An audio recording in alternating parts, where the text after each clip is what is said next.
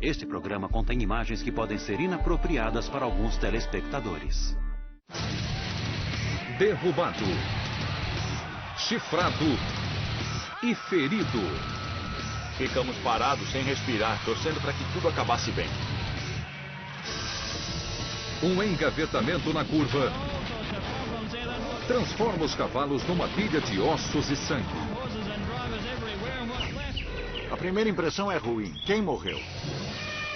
Depois, um drama. Um filhote de elefante está em perigo e sua mãe não consegue salvá-lo. O filhote ia se afogar, ele ia morrer. O que ia acontecer? Selvagem. Sem censura. Violento. Impressionantes filmagens de encontros com animais feitas por pessoas do mundo todo. Técnicas inovadoras de computação gráfica mostram exatamente o que aconteceu. Conheça os sobreviventes. Foi assustador, muito assustador quando ouvi o barulho. Eu achei que a bomba tinha explodido. Tudo isso em Sem Corte e Sem Censura.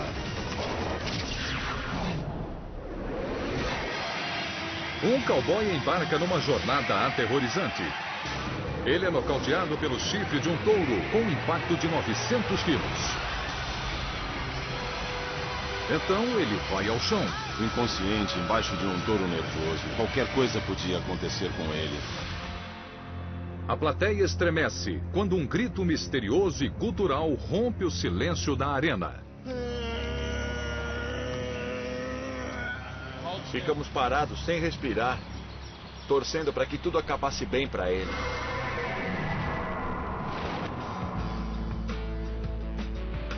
Nashville, Tennessee.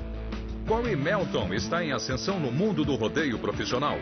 Ele ganhou destaque ao se classificar por 3 anos seguidos para a final da montaria de touro. Corey é um bom cowboy.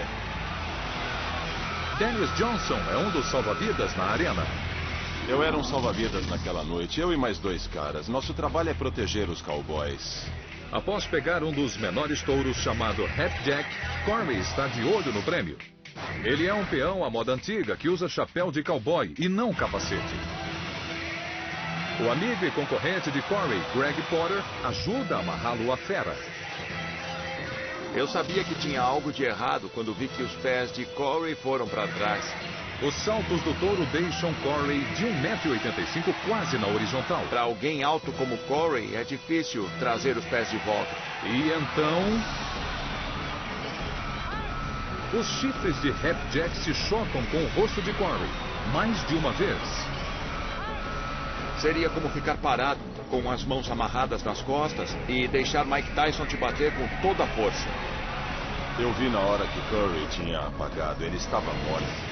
Como um trem descontrolado, o touro gira, salta e dá coices, com Corey inconsciente. Parecia uma boneca de pano, ele foi arrastado. Quando Corey cai do touro, sua mão continua presa e ele fica pendurado. Como ele caiu para o lado oposto, a mão dele ficou presa na corda. Por sorte, enquanto o touro se debate, a mão de Corey é libertada. Mas seus problemas estão longe do fim. Dennis e os outros 2 salva-vidas tentam proteger Corey dos cascos do touro. Corey não usava capacete. Ele podia ser pisoteado na cabeça, nas costelas ou nos órgãos internos. Ele estava embaixo do touro e à mercê do destino. O touro parte para cima de Corey. Ele podia ficar paralítico. Mas, incrivelmente, as patas de Hapjack evitam o corpo de Corey, que escapa por pouco. Ele dançou em cima de Corey e foi muito assustador. Um dos salva-vidas protege Corey com seu corpo, enquanto o médico Ted Freeman corre para ajudar.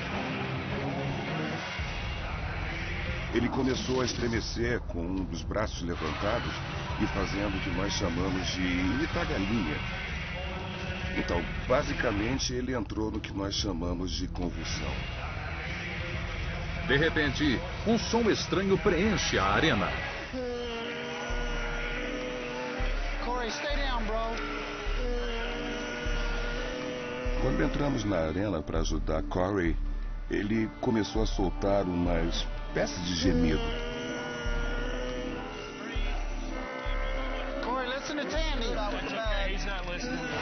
Quando os cowboys são derrubados, eles fazem várias coisas estranhas. Eu já vi caras tremerem, alguns tentam empurrar todo mundo para longe. Ele estava gemendo, tentando falar alguma coisa, mas ele ainda não tinha acordado direito. Era o jeito dele de tentar dizer qual era o problema. Para entender o que está acontecendo, temos que olhar dentro do crânio de Corey. A cada segundo, milhões de sinais neurológicos são transmitidos do cérebro para o resto do corpo. Mas quando Corey bate a cabeça, o impacto faz com que seu cérebro chacoalhe. O trauma causa um curto-circuito nos impulsos elétricos, deixando-o incapaz de se mexer ou falar. Eu diria que é equivalente a um acidente automotivo a 60, 70, 80 km por hora, no qual você bate o carro, para de repente e sua cabeça vai de encontro ao para-brisa.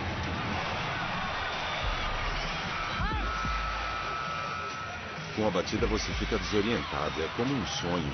Como num sonho, você não sabe o que está fazendo ou o que está pensando.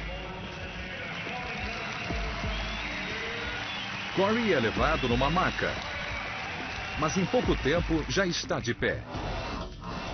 No fim, eu sofri uma concussão, perdi um dente, fiquei com os 2 olhos roxos e um hematoma no rosto. E quanto aos seus instantes de terror... Quando eu peguei o Hapjack, eu achei que eu tinha chances de vencer a competição.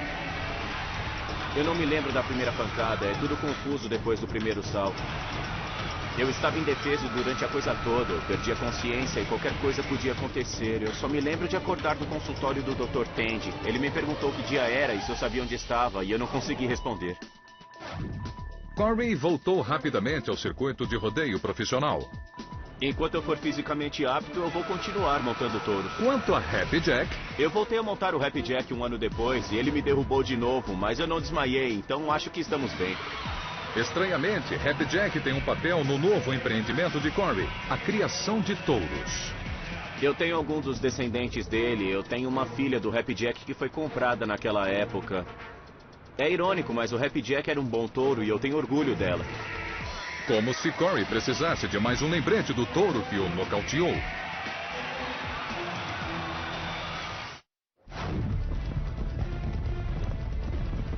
O galope dos cavalos soa como um trovão. Mas enquanto os jockeys disputam posições na última volta, o cavalo líder tropeça. E depois outro. E outro. Foi um efeito dominó. Num piscar de olhos, torna-se o maior acidente na história das corridas de trote. Alguém podia ter se machucado. A primeira impressão é ruim. Quem morreu? O hipódromo Forbes, a algumas centenas de quilômetros de Sydney, na Austrália. É a última corrida de trote, uma temporada tranquila, mas isto está prestes a mudar.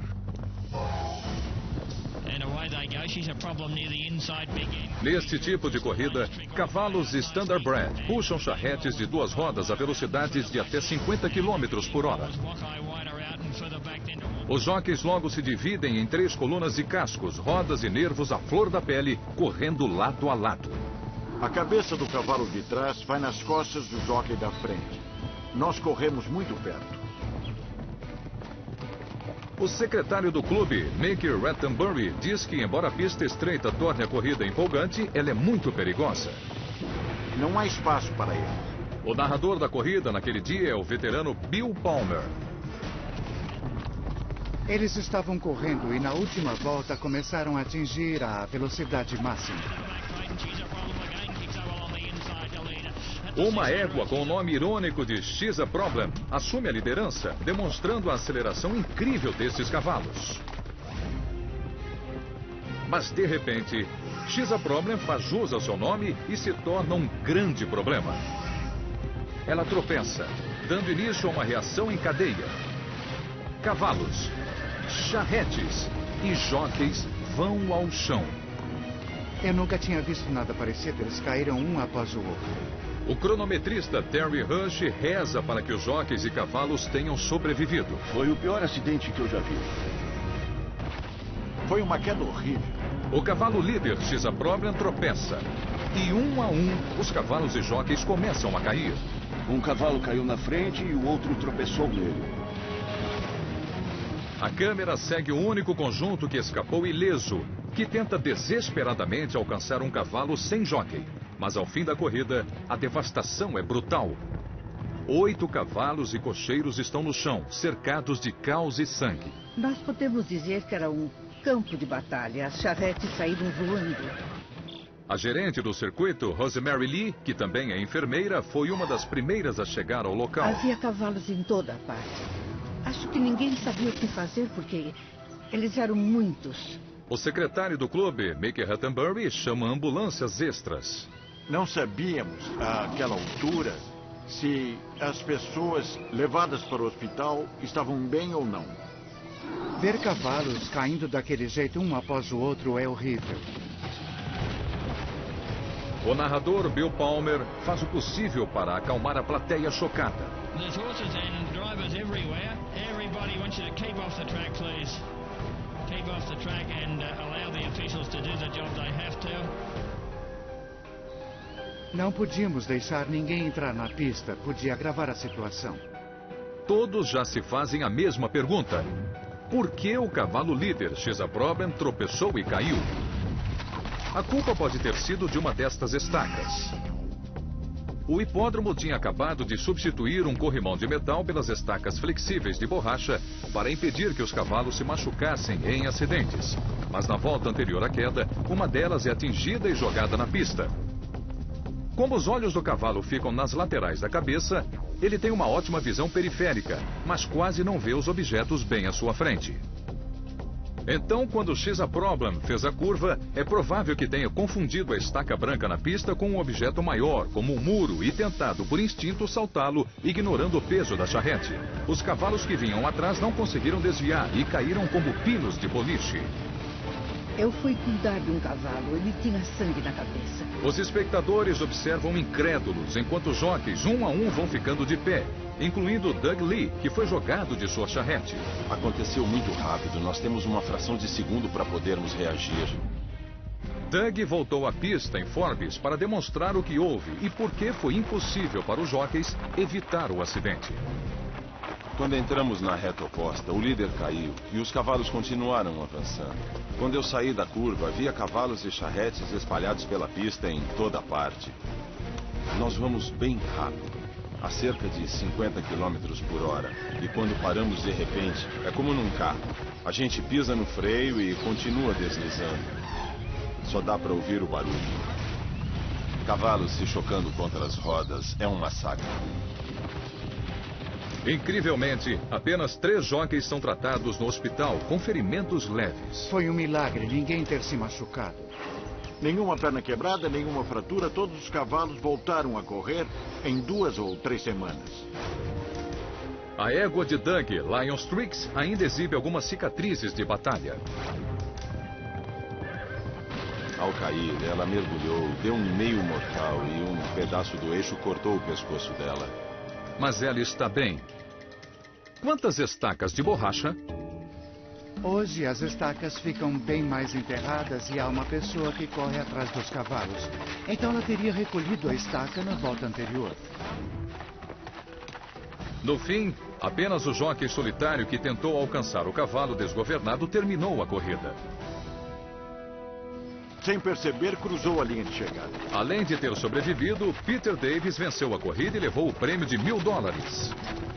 Peter gastou toda a sorte naquele dia. Mas quem estava lá concorda. A sorte sorriu para todos. Foi incrível ver 8 cavalos caírem. 8 cavalos e 8 jockeys completamente embolados. E todos sobreviveram.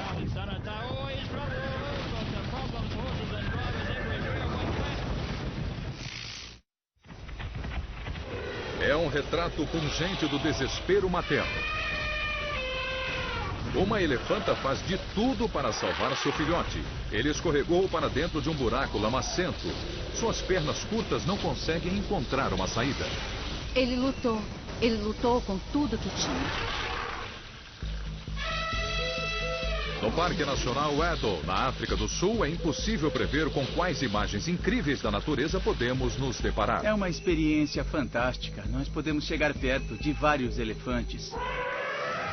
Para Mark Dixon e Amanda Judson, uma visita de fim de semana ao parque torna-se uma aventura inesquecível. Ficamos lá por volta de 3 horas. Na verdade, não estava acontecendo nada. Mas a sorte deles muda. Uma manada de elefantes apareceu, cercou o lago e começou a tomar água. É uma cena espetacular, especialmente pela presença de um filhote. Nós notamos um filhote muito pequeno que estava brincando embaixo da barriga da mãe. Ele não prestou muita atenção em onde estava e começou a se aproximar da borda do poço. E como Amanda temia, o pequeno elefante dá um grande passo em falso. Quando fomos ver, o filhote tinha caído dentro da água. Eu comecei a filmar imediatamente e pudemos ver o elefante lutando para voltar à margem. É de partir o coração. O pobre filhote está preso na lama grossa, escorregadia e implacável. E a margem é íngreme demais. O filhote ia continuar nadando, nadando e nadando, tentando subir o degrau. E se ele ficasse exausto, não conseguisse mais fazer isso e começasse a afundar? Ele tentou se apoiar nas patas traseiras. Dava para ver que estavam inclinadas e usou as patas dianteiras para tentar escalar. A mãe do filhote está em pânico. Veja como ela fica de joelhos, estendendo a tromba para tentar ajudar seu bebê. A reação inicial dela foi esticar a tromba e tentar abraçar o filhote, fornecendo apoio para ajudá-lo a subir a encosta. A mãe se esforça, mas nem mesmo sua tromba, capaz de erguer um tronco de 250 quilos, consegue se agarrar ao filhote. Ele está muito escorregadio. O filhote ia se afogar, ele ia morrer. O que ia acontecer? Ele estava nadando cachorrinho e arranhando a margem do lago. A trombinha dele afundava e levantava, afundava e levantava. Os turistas Amanda Judson e Mark Dixon observam impotentes enquanto o filhote de elefante tenta salvar a própria vida. Não podíamos fazer nada, apenas ver a natureza seguir seu curso. Mas o especialista em elefantes John Lenhart sabe que às vezes a natureza pode ser cruel. O perigo imediato para o filhote era ficar atolado, porque a manada teria que abandoná-lo. E ele se afogaria, morreria de fome, ou predadores o achariam. Desesperada, a elefanta tenta resgatar seu filhote. A margem era íngreme. Não bastava ajudá-lo a subir, eles teriam que levantá-lo. Ela tenta repetidamente carregar o filhote de 120 quilos com sua tromba. Outra elefanta, provavelmente uma tia, tenta ajudar. Mas as tentativas da mãe de erguer seu filhote são em vão. Os bebês de elefante são um investimento enorme para as mães e elas são incrivelmente protetoras. A gestação dura 2 anos e eles são amamentados por entre 2 e 4 anos. Este instinto materno aguçado é parte natural da sociedade matriarcal dos elefantes. Com exceção dos machos jovens, a manada é composta apenas por fêmeas, que vivem juntas até a morte e se protegem a todo custo.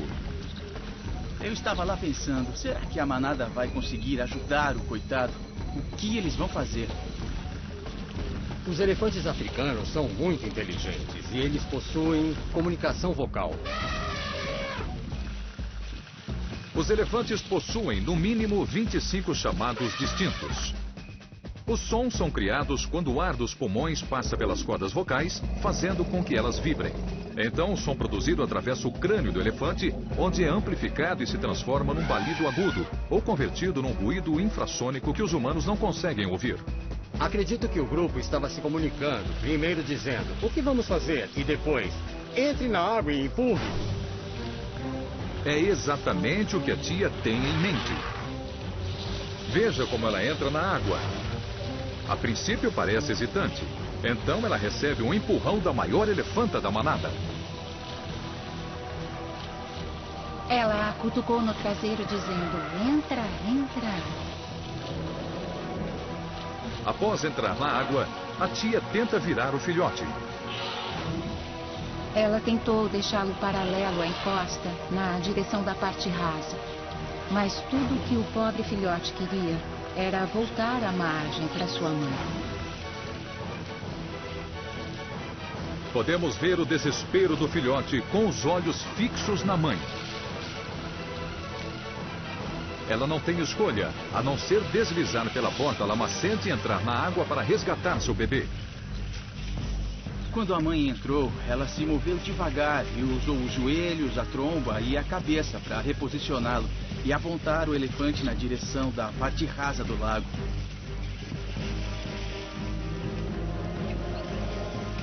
Incrivelmente, a mãe e a tia trabalham em conjunto, guiando o filhote cuidadosamente até a parte rasa e a margem. Vimos uma procissão de elefantes tentando ajudar o filhote, mantendo-o de pé e o deslocando na direção certa. Parece que é o fim do martírio para o filhote exausto. Mas não. A emenda ficou quase pior do que o soneto. Ele ficou preso na lama, atolado. Era uma lama muito grossa. Parecia exaustivo entrar na lama e ter que se movimentar dentro dela. Sem problemas. Mais uma vez, esta manada tem a solução. Eles usaram os pés para abrir uma trilha e afastar a lama do filhote para que ele tivesse uma espécie de canal e pudesse caminhar até a terra firme. São 7 minutos de tensão, que parecem horas. Mas finalmente, o filhote consegue se equilibrar. Foi arrepiante ver aquela família ir embora, levando o pequeno elefante. Foi uma sensação de pura alegria. Deu vontade de gritar de felicidade. O filhote finalmente reencontra não apenas sua mãe dedicada, como toda uma manada de irmãs, tias e primos. A ligação que eles possuem com os filhotes é parecida com a nossa. Somos protetores, nós cuidamos dos nossos filhos e os elefantes fazem tudo isso. É um cão policial contra um possível homem-bomba. Quando eu saí, ele gritou que tinha uma bomba. Ele está a poucos metros de um posto de gasolina e de um restaurante lotado. Era uma situação altamente volátil. A polícia se aproxima.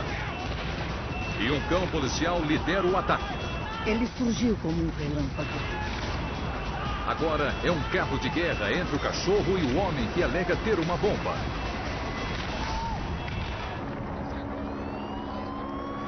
A polícia de Phoenix, no Arizona, atende a um chamado de emergência. Um homem numa rua movimentada alega ter uma bomba. Ele estava bem no meio da rua, não havia proteção para os policiais. O tenente Greg Kernickel é o encarregado da equipe da SWAT. Se uma bomba explodir, eles serão os mais atingidos. Nós tentamos nos proteger atrás de árvores e carros. Era uma situação muito perigosa para os policiais. O policial John Howard treina a unidade canina. Ele sabe que um de seus cães pode ser colocado na linha de fogo. Quando eu cheguei lá, eu vi um homem andando de um lado para o outro na rua. Ele tinha algo embrulhado nas mãos e não dava para ver o que era. O homem está a poucos metros da churrascaria Durance. A gerente, Joanna Oster, tenta esconder seu medo enquanto mantém a calma dos clientes. E então eu comecei a ouvir gritos, muitos palavrões, barulhos, dizendo que ele tinha uma bomba. Eu fiquei muito assustada. Nós negociamos, ou tentamos negociar com ele por mais de 1 hora.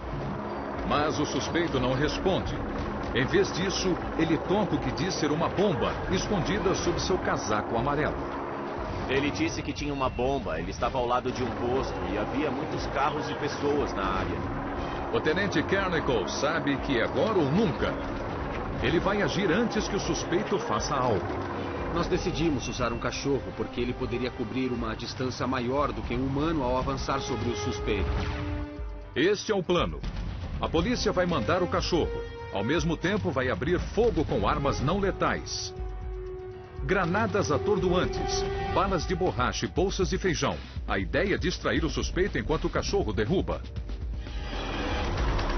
A grande preocupação era se ele tinha uma bomba. Não há nada mais grave do que alguém dizendo que tem uma bomba. O tenente Greg Kernickel e o policial John Howard sabem que precisam agir rápido. O homem está a poucos metros de um posto de gasolina e de um restaurante lotado.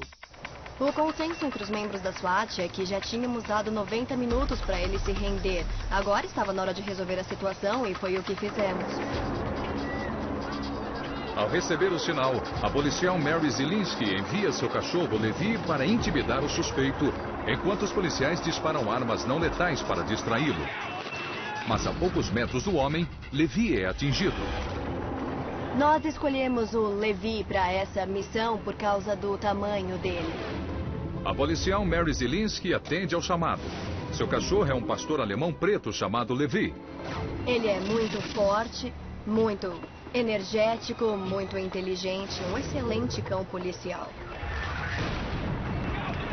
O comando é dado e Levi avança sob uma chuva de balas de borracha. Foi assustador, muito assustador, quando ouvi o barulho. Eu achei que a bomba tinha explodido.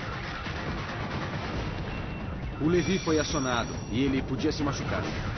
Quando Levi percorre os 50 metros em direção ao suspeito, o perigo logo se torna claro. Infelizmente, Levi foi atingido por um daqueles projéteis. Ele foi atingido por uma granada atordoante ou uma bala de borracha. O projétil não letal o machuca, mas Levi segue adiante. Ele hesitou por um segundo, mas se recuperou e mordeu o suspeito. O suspeito cai, mas ainda não é hora de chamar o cachorro de volta. O homem está no chão, mas pode estar armado. Ele mordeu o suspeito e o segurou enquanto nos aproximamos lentamente. Então, Levi faz algo que impressiona a todos. Ele agarrou o suspeito e praticamente o arrastou para o outro lado da rua, de costas. Levi puxa o suspeito pelo braço, tornando mais fácil para os policiais verificarem se ele tem uma bomba ou qualquer arma escondida. E eles descobrem que a bomba é apenas um bloco de madeira.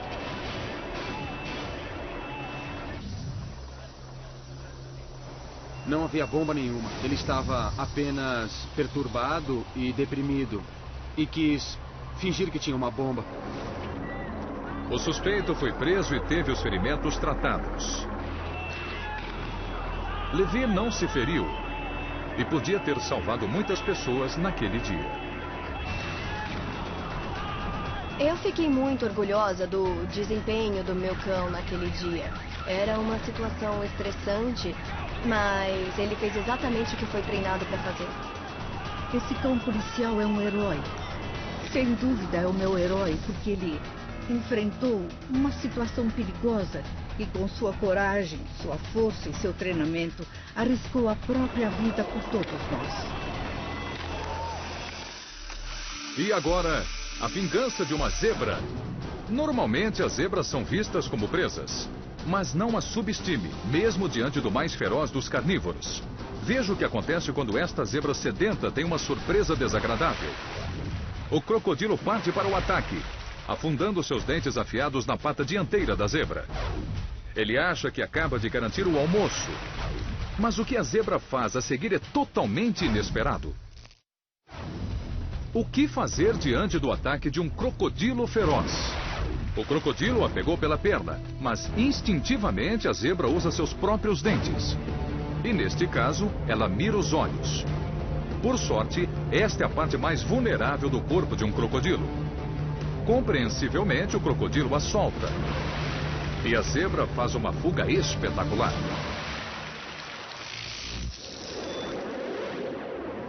Condenado. Um leão marinho está preso na comporta de uma usina de energia e é uma armadilha mortal. Estava preocupado com a segurança e com a saúde dele. Eu sabia que ele não tinha muito mais tempo.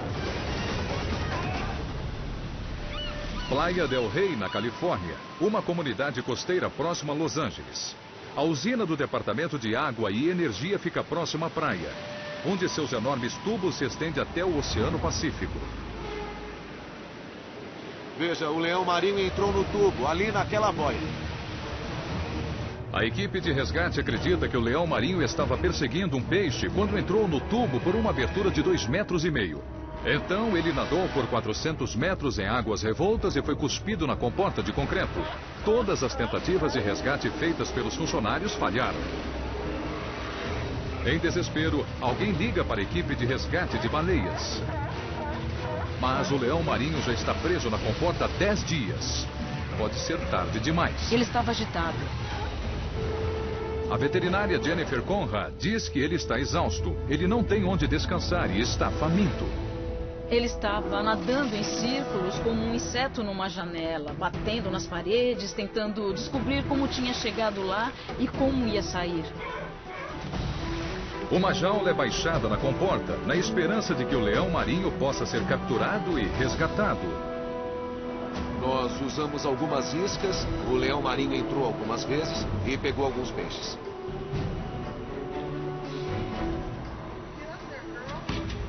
Mas não está dando certo. Ele não entrava o suficiente para acionar o mecanismo da porta. Peter Wallerstein continua gravando, mas sabe que o leão marinho não vai aguentar por muito tempo. O leão marinho estava sujeito à hipotermia, à fome, a qualquer tipo de ferimento. Várias horas frustrantes se passam. A solução seria simples se ele seguisse o plano, mas ele não ia fazer isso. É um animal selvagem. A equipe tem que tentar outra coisa. Eles usam uma jaula de alambrado presa a um guindaste. Nós baixamos a jaula na água, na esperança de atrairmos o leão marinho até onde ela estava. Se o guindaste pudesse erguer a jaula rápido o bastante, talvez conseguíssemos capturá-lo.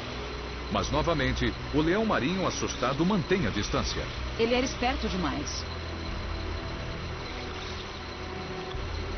Àquela altura, o tempo estava acabando. Peter sabe que o leão marinho tem que sair da água fria. Então, eles depositam um barco pequeno na comporta. A 37,5 graus, a temperatura corporal de um leão marinho é um pouco mais alta do que a humana. Eles recuperam o calor subindo nas pedras. Quando não conseguem sair da água, os leões marinhos podem morrer de hipotermia. Na água, nós perdemos 25 vezes mais calor do que no ar. O barco funciona, dando ao leão marinho um lugar para descansar e a equipe de resgate a chance de bolar outro plano. Então eu tive a ideia. Nós pegamos um pouco desse tipo de rede, aproximadamente 17 metros, e colocamos no barco que tínhamos baixado na comporta, na esperança de que o animal subisse no barco e nós conseguíssemos prendê-lo para tirá-lo dali. Mas o leão marinho, assustado, continua não colaborando.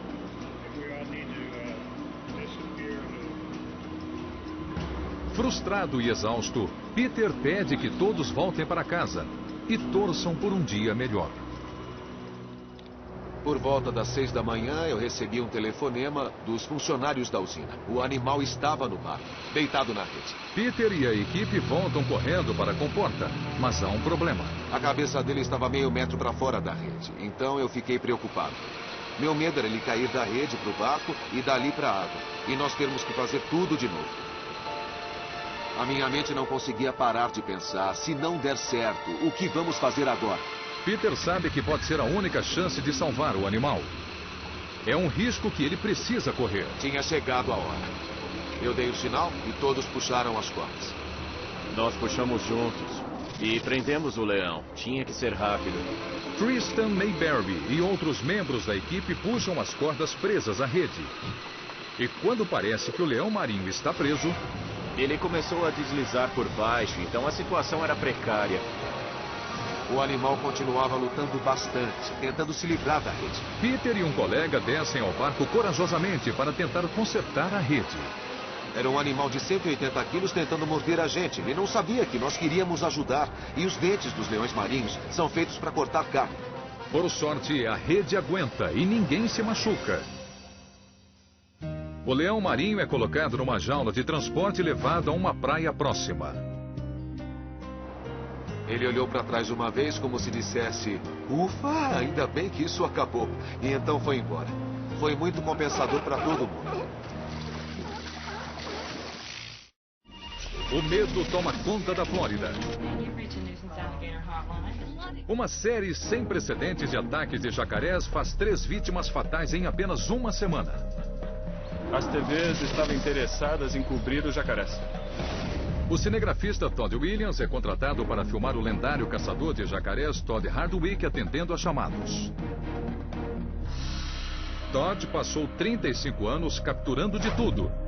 De guaxinins a uma piton reticulada de 7,5 metros. Hoje será seu maior desafio. Moradores em pânico avistaram um jacaré de 2 metros próximo a uma área de piqueniques nos arredores de Miami. Estávamos atrás de um jacaré de quase 2 metros. E Todd Hardwick disse: acho que eu vi um jacaré bem grande do outro lado do rio. Todd pega o jacaré com uma vara de pesca comum, mas este réptil tem mais do que 2 metros. Ele era tão grande que falou: não tô afim de ficar com vocês hoje. E quebrou a linha. O jacaré é tão forte que parte a vara de pesca em 2. Quando ele finalmente emerge, Raphael Storage, outro cinegrafista, fica pasmo. Ele era enorme. Eu nunca tinha visto alguém pegar um jacaré tão grande. O jacaré obviamente foi na direção oposta. Então eu larguei a câmera, o cara do áudio largou o equipamento e nós começamos a puxar. São Todd e 2 voluntários contra quase 4 metros e 300 quilos de dentes, couro e músculos.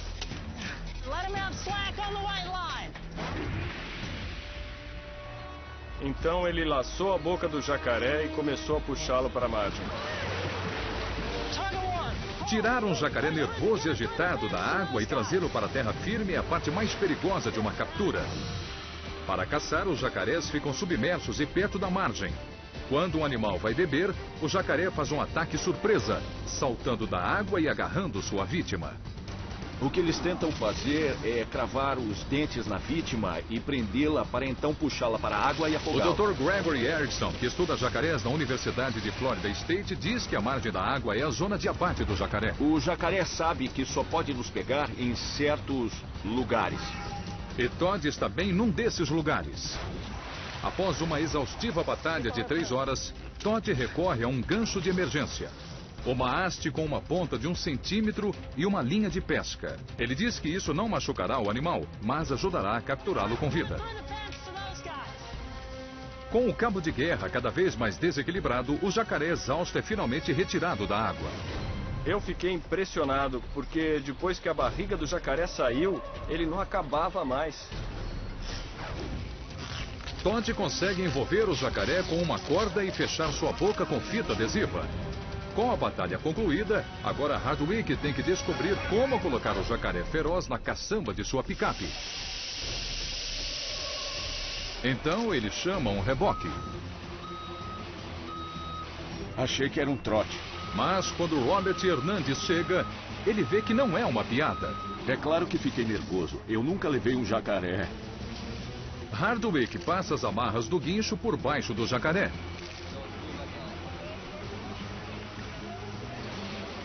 Agora basta colocar o jacaré amarrado na caçamba da picape.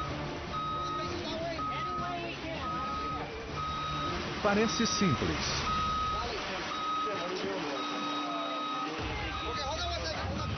Mas Todd está prestes a descobrir que a história ainda não acabou.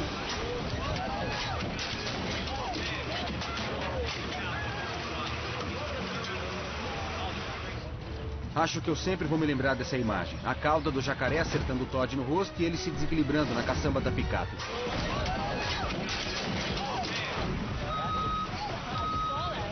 Se eu tivesse tentado absorver aquele golpe, podia ter perdido os dentes, quebrado a mandíbula, talvez até quebrado o pescoço. Então, quando eu senti o impacto, eu me deixei levar. No momento seguinte, eu estava vendo estrelas.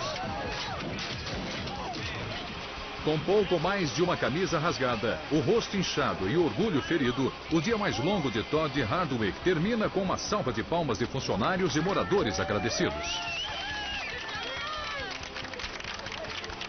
E quanto ao jacaré monstro?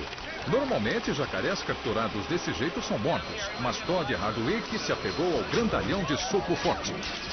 Era um animal tão grande, orgulhoso e lindo que eu devia a ele a concessão de anistia. Então, eu abri mão do meu pagamento ao doar o jacaré vivo para Gatorland em Orlando, onde ele mora até hoje com uma dúzia de fêmeas. É a vida que ele pediu a Deus.